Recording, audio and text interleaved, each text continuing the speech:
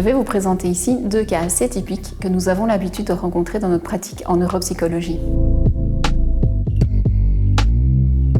Tout d'abord, je vais vous présenter le cas d'un petit garçon de 4 ans qui arrive chez moi en consultation sur les conseils de son neuropédiatre suite à un diagnostic de TDAH. Il présente des difficultés de concentration et de comportement. Leur fils bouge constamment, il est très agité, et il n'arrive pas à se poser et à s'arrêter. Il fait beaucoup de crises de colère à la moindre frustration. Cela peut aller de 5 à 10 fois par jour. Il se montre très agressif et il peut évoquer l'envie de mourir. Les moments des repas sont très compliqués. Il bouge, il se lève, il joue avec la nourriture, il crie, il chante, il coupe la parole, empêchant ses parents d'avoir toute conversation. Ses parents précisent qu'il n'obéit pas et il peut même se mettre en danger. Ils doivent être tout le temps derrière lui et lui répéter les consignes. Ce petit loulou va insister jusqu'à ce qu'il ait ce qu'il souhaite.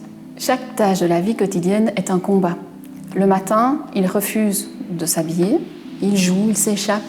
Le soir, il refuse de se laver les dents, de mettre son pyjama, de ranger ses jouets, etc.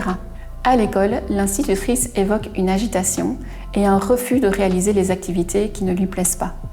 Il ne respecte pas les règles, il donne des ordres et il veut diriger ses autres camarades, au point que si cela ne va pas dans son sens, il peut se montrer impulsif et agressif. Pour aborder un cas comme celui-ci, le neuropsychologue pourrait proposer un drill des fonctions qui font défaut, des aménagements scolaires ou des aménagements dans la vie de tous les jours, la guidance parentale ou encore, pour les enfants plus grands, la métacognition, la gestion mentale ou la méthode de travail.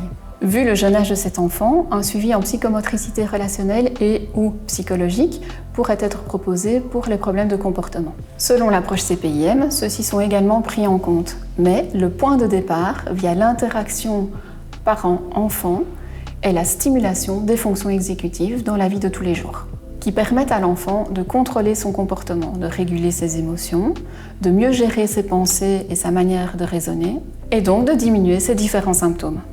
J'ai alors abordé ce cas selon l'approche CPIM en travaillant ses fonctions et plus précisément l'inhibition. L'inhibition est cette fonction qui permet de développer son propre stop. Stop à ce qu'il est en train de faire ou voudrait faire et être capable de respecter les règles et les limites et pouvoir s'adapter au contexte. Mettre un stop à ses envies et pouvoir accepter le non, pouvoir mieux gérer ses frustrations et ses colères. Un stop pour mieux contrôler ses gestes et ne pas frapper, acquérir un meilleur autocontrôle. Un stop pour pouvoir bloquer les distracteurs, pour pouvoir mieux se concentrer. Après 4 semaines de suivi, donc 4 séances, les parents rapportent une diminution significative des colères. Lorsqu'une limite est posée, il accepte sans insister. Ce petit garçon est plus calme, les moments de repas se passent mieux, il mange correctement, il est capable de rester assis et il est aussi capable d'attendre son tour de parole. Il respecte beaucoup mieux les règles et ce dans les différents contextes, à la maison, à l'école, au supermarché, etc. Il est plus autonome et plus coopérant dans les tâches du quotidien. Ses parents précisent une meilleure relation. Il est plus câlin, plus souriant, plus épanoui. L'ambiance à la maison est beaucoup plus sereine. À l'école, son institutrice rapporte une meilleure concentration. Il est capable de rester sur une activité même s'il n'aime pas. Il est plus volontaire, il respecte mieux les règles et les consignes et il contrôle mieux ses gestes avec les autres enfants. Cette prise en charge en neuropsychologie impacte donc tous les aspects de la vie de l'enfant et pas uniquement les difficultés d'attention ou de concentration. Je vais maintenant vous présenter le cas d'une fillette de 10 ans que j'ai reçue en consultation. La maman vient me voir suite au conseil de sa logopède qui la suit depuis ses 7 ans pour retard dans ses apprentissages, suspicion de TDA et suspicion de dyspraxie. Elle est également suivie en psychomotricité relationnelle depuis l'âge de 5 ans. Sa maman m'explique un manque de concentration. Elle est très vite distraite et elle a difficile de rester concentrée plus de 5-10 minutes sans relance de sa part. Une lenteur et un manque d'autonomie est constaté dans la vie de tous les jours, dans sa scolarité et au moment de ses devoirs. Sans une présence de l'adulte, elle bloque et elle ne fait rien.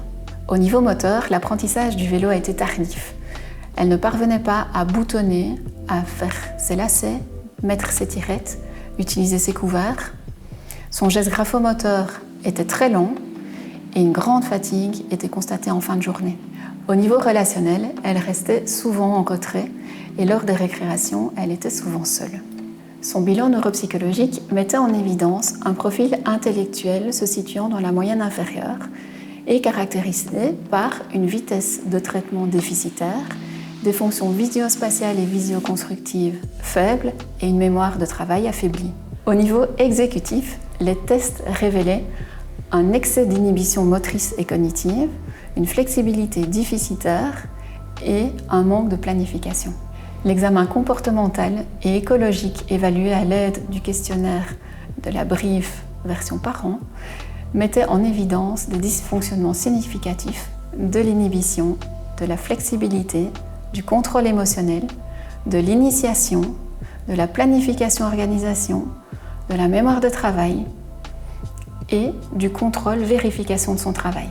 Au niveau attentionnel, des déficits généralisés sont observés avec un ralentissement pathologique.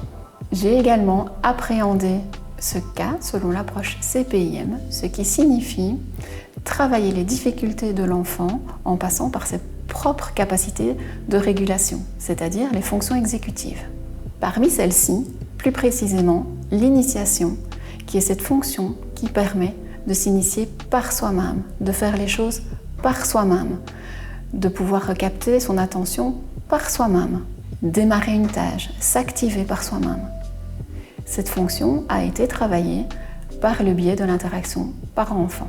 Cette jeune fille a eu l'opportunité de faire les choses par elle-même et donc de se rendre compte qu'elle était capable de faire les choses par elle-même et prendre confiance en elle.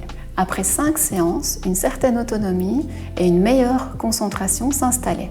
3 mois plus tard, avec l'application de CPIM par les parents, sans consultation, on note une meilleure concentration. Cette praxis s'améliore. Elle est à présent complètement autonome pour l'habillage et lors des repas pour l'utilisation des couverts. Son écriture est plus belle, plus fluide et engendre beaucoup moins de fatigue. À force de s'initier par elle-même, de faire les choses par elle-même, en s'entraînant, elle a gagné en vitesse d'exécution, que ce soit à l'école ou à la maison. En devenant actrice dans ses apprentissages, plus investie, ses résultats scolaires sont meilleurs et elle a même rattrapé son retard. Son institutrice précise que face à la difficulté, maintenant elle ose venir demander de l'aide.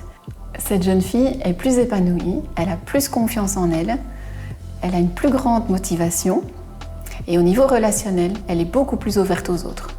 Après 6 mois, un bilan d'évolution a été réalisé. Il ressort une normalisation complète de toutes les fonctions exécutives, y compris avec le questionnaire de la BRIEF. Une mémoire de travail fonctionnelle, un niveau d'alerte plus élevé, une normalisation complète de toutes les fonctions attentionnelles et de bonnes capacités visio-spatiales, visio-constructives et praxiques. Évidemment, il est important de préciser que les parents ont bien appliqué les recommandations de CPIM et est un des facteurs qui permet d'expliquer ces améliorations chez ces 2 enfants.